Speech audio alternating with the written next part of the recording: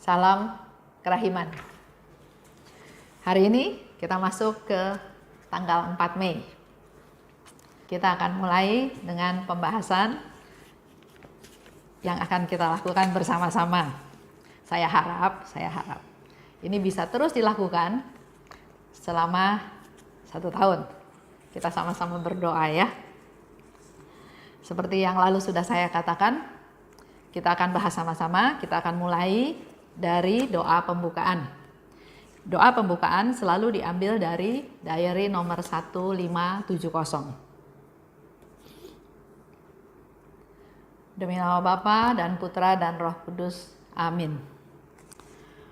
Oh Allah yang Maha Rahim, kebaikan yang tak terbatas, hari ini seluruh umat manusia berseru dari jurang kepapaannya kepada kerahiman-Mu, kepada belas kasih-Mu. Oh Allah, mereka berseru dengan suara kepapaan yang memilukan. Ya Allah yang murah hati, janganlah menolak doa kaum buangan di bumi ini.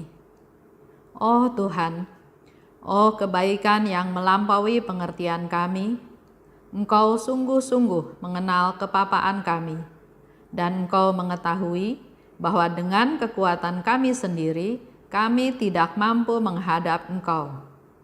Maka kami mohon kepadamu, limpahilah kami dengan rahmat-Mu, dan tingkatkanlah selalu kerahiman-Mu dalam diri kami, supaya kami setia melaksanakan kehendak kudus-Mu sepanjang hidup kami, dan pada saat kematian kami. Biarlah kerahiman-Mu yang maha kuasa melindungi kami dari serangan musuh-musuh keselamatan kami, sehingga kami sebagai anak-anak-Mu dengan penuh pengharapan menantikan kedatangan-Mu yang terakhir, hari yang hanya Engkau yang tahu. Kami berharap akan menikmati segala sesuatu yang dijanjikan Yesus kepada kami, meskipun kami ini penuh dengan kejahatan. Sebab Yesuslah harapan kami. Lewat hatinya yang maha rahim, ibarat lewat gerbang yang terbuka lebar, kami masuk ke dalam surga. Amin. Demi nama Bapa dan Putra dan Roh Kudus. Amin. Kita baca dari teks nomor 25. Pada malam hari, Bunda Allah mengunjungi aku sambil membopong bayi Yesus. Hatiku dipenuhi dengan sukacita dan aku berkata, Maria, bundaku, tahukah engkau betapa mengerikan penderitaanku? Dan Bunda Allah menjawab, aku tahu betapa banyak kamu menderita, tetapi janganlah takut. Aku ikut menanggung penderitaanmu, dan aku akan selalu berbuat demikian. Ia tersenyum ramah lalu menghilang. Seketika itu juga kekuatan dan keberanian yang besar muncul dalam jiwaku. Tetapi itu hanya berlangsung 1 hari. Tampaknya neraka sudah bersekongkol melawan aku. Suatu kebencian yang mengerikan mulai merasuki jiwaku. Suatu kebencian terhadap semua yang kudus dan ilahi. Aku merasakan bahwa siksaan rohani ini akan menjadi bagianku selama sisa hidupku. Aku kembali menghadap sakramen Maha Kudus dan berkata kepada Yesus, Yesus mempelai jiwaku, tidakkah engkau melihat bahwa jiwaku sedang setengah mati merindukan engkau? Bagaimana mungkin engkau menyembunyikan diri dari hati yang sedemikian tulus mencintai engkau? Ampunilah aku ya Yesus, kiranya kehendak kudus-Mu terjadi atas diriku. Aku akan menanggung penderitaan ini dengan diam, seperti merpati tanpa mengeluh. Aku sama sekali tidak akan membiarkan hatiku menyerukan keluh kesah yang menyedihkan. Ini cerita di mana pada suatu malam Bunda Allah mengunjungi aku sambil membopong bayi Yesus. Suster Faustina itu juga sangat berdevosi kepada Bunda Maria. Pernah suatu kali ya, pada waktu dia datang ke gereja katedral, pada waktu ada pesta dansa. Jadi ceritanya begini, di satu pihak Suster Faustina, dulu sebelum jadi suster namanya Helena, dia ingin masuk biara. Tapi selalu ditolak oleh orang tuanya kalau dia meminta izin. Dikatakan oleh ayahnya, kita nggak punya cukup uang untuk kamu masuk biara. Karena ternyata masuk biara itu perlu menyiapkan sekian dana untuk kursusnya mungkin, untuk hidupnya, untuk seragamnya. Dan si ayah ini tidak punya cukup uang. Bahkan dia katakan, kita ini punya banyak utang. Jadi kamu, Faustina, Helena, kamu harus tetap kerja untuk membantu ekonomi keluarga. Ya, yang seperti saya katakan, ini keluarga besar dengan ada 10 anak. Sementara ayahnya itu, dia tinggal di satu tempat yang tidak subur. Jadi yang bisa ditanam di sana itu hanya sejenis kentang. Karena tidak cukup, maka ayahnya juga bekerja sebagai carpenter, sebagai tukang kayu, tapi tetap nggak cukup. Sehingga kakaknya Faustina jadi asisten rumah tangga, terus juga ada satu lagi juga jadi asisten rumah tangga, dan akhirnya Faustina pun menjadi asisten rumah tangga, pindah-pindah di beberapa tempat. Nah, karena nggak pernah bisa mencapai apa yang diinginkan, maka dia udah nggak mau lagi dengar suara Tuhan, ya, seolah-olah seperti itu. Jadi kalau doa pun Faustina doa keras-keras supaya dia nggak dengar suara Tuhan. Sampai suatu hari dia diajak pergi sama kakaknya untuk ke pesta dansa.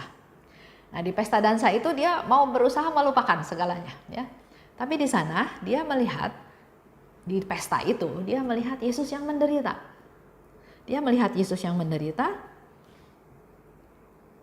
Jadi Faustina tanya, kenapa kamu menderita seperti itu? Dan Yesus bilang, berapa lama lagi saya harus tunggu kamu? Sampai kapan kamu mau membiarkan saya?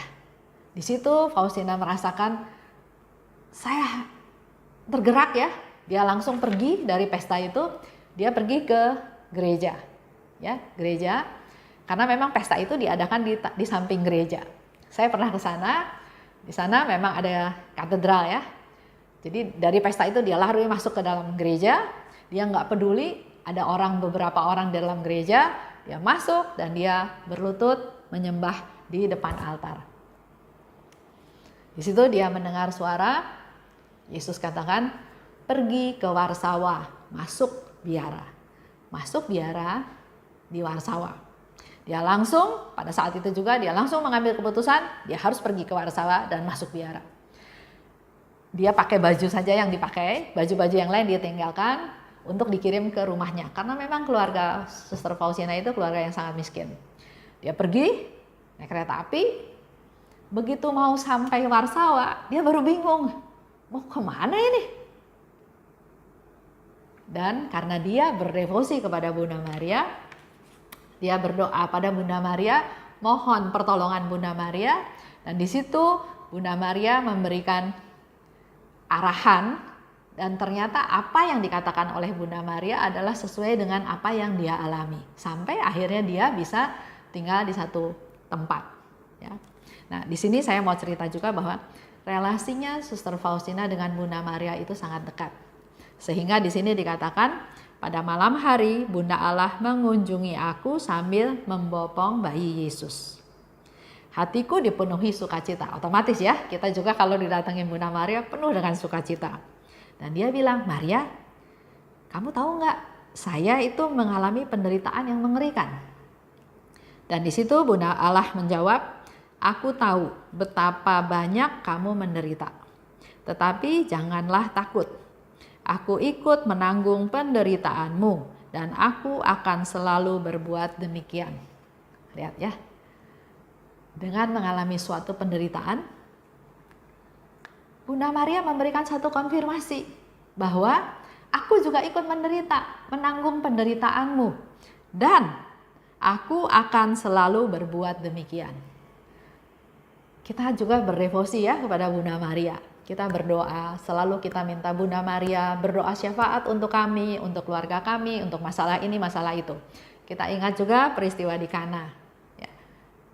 Bunda Maria peka, walaupun kita nggak berdoa, di sini tidak dikatakan Faustina panggil Bunda Maria, tapi Bunda Maria datang. Ya. Bunda Maria itu sangat peka, dia ibu, betul-betul ibu yang peduli pada anak-anaknya. Apalagi kalau kita ingat, Yesus katakan waktu di atas salib, dia katakan, "Ibu, ini anak-anakmu." Waktu dia disalib. Bahkan kepada Yohanes dia katakan, "Ini ibumu." Ya. Yesus memberikan ibunya kepada kita semua. Dan sebagai seorang ibu, dia sangat peduli kepada kita semua. Kita atau saya, seorang ibu, saya punya anak 3. Kalau misalnya ada anak salah satu sakit, pasti si ibu ini lebih perhatian kepada yang sakit daripada yang sehat. Nah, di sini kita lagi susah, kita lagi menderita. Tanpa dipanggil, Bunda Maria datang karena sudah ada satu relasi di antara mereka berdua. Bahkan datang enggak Bunda Maria aja, dia bawa bayi Yesus. Datang dan membuat Faustina sukacita. Dan yang lebih sukacitanya lagi bukan hanya Bunda Maria datang saja, tapi dia bilang, "Aku ikut menanggung. Engkau menderita, aku juga menderita. Engkau anakku, engkau sakit, aku juga menderita sakit. Aku juga ikut menanggung. Tapi bukan hanya ini aja. Dan aku akan selalu berbuat demikian." Kembali lagi poinnya adalah percaya. Percaya enggak? Ya. Di sana dikatakan oleh Suster Faustina bahwa dengan Bunda Maria datang, dia bersukacita. Ini pun boleh menjadi satu contoh, satu refleksi pada kita semua. Bagaimana kehidupan saya, relasi saya dengan Bunda Maria. Apakah relasinya cukup baik, dekat, atau suam-suam kuku, atau tidak ada relasi. Dalam hal ini kita belajar dari Suster Faustina. Saya mau cerita sedikit dulu. Sebelum saya berdevosi kepada kerahiman ilahi, saya dan suami saya adalah seorang Katolik yang biasa. Artinya seminggu sekali ke gereja. Ya sudah, selesai. Tidak ada hal-hal lain lagi yang dilakukan. Tapi setelah berdevosi kepada kerahiman ilahi, kami berdua jadi rajin pergi ke misa pagi setiap pagi. Ikut novena Hati Kudus Yesus. Datang ke misa Jumat pertama. Ikut dalam novena Jalan Salib. Berdoa rosario. Banyak hal yang justru kami lakukan setelah kami kenal devosi kerahiman. Jadi kalau ada orang yang bilang bahwa, wah kalau sudah doa koronka, jadi malas doa rosario. Ada beberapa hari yang lalu ya, ada teman yang bertanya, betul nggak ya itu di medsos ada penjelasan tentang kalau udah doa rosario, kalau sudah doa koronka nggak perlu doa rosario. Ini salah, ya. Karena tujuan dari setiap doa itu adalah berbeda. Dan sebagai satu sharing saya, justru dengan saya mendalami devosi kerahiman ilahi, kehidupan rohani saya semakin meningkat dengan apa yang tadi saya katakan. Itu saja sedikit sharing, semoga semakin menguatkan kita semua untuk mengandalkan Tuhan. Dan hari ini kita mendapat satu konfirmasi, Bunda Maria datang membopong bayi Yesus. Silahkan nanti Bapak Ibu refleksi apa yang kita dapat hari ini. Karena ini kan permenungan dari setiap orang, pengalaman, background hidup, dan lain-lain yang berbeda-beda. Tapi semoga apa yang sudah dibahas menjadi satu masukan untuk kita semua. Kita tutup dengan doa, demi nama Bapa dan Putra dan Roh Kudus. Amin. Allah Bapa yang Maha Baik, terima kasih atas segala kasih karunia-Mu. Dan pada saat ini kami mendapat satu konfirmasi bahwa Engkau memberikan kepada kami Bunda yang luar biasa. Bunda yang berbelas kasih, Bunda yang peduli pada anak-anaknya yang menderita. Tanpa dipanggil, Bunda Maria datang membopong bayi Yesus. Dan dia juga katakan bahwa dia ikut menderita dan akan selalu demikian. Terima kasih Bapa, karena kami punya Bunda yang begitu peduli kepada kami, yang selalu berdoa syafaat untuk kami, untuk kebaikan kami, untuk kehidupan kami. Bunda Maria, terimalah salam kami. Salam Maria, penuh rahmat, Tuhan sertamu, Terpujilah engkau di antara wanita, dan terpujilah buah tubuhmu Yesus. Santa Maria, Bunda Allah, doakanlah kami yang berdosa ini, sekarang dan waktu kami mati. Amin. Demi nama Bapa dan Putra dan Roh Kudus. Amin. Salam kerahiman.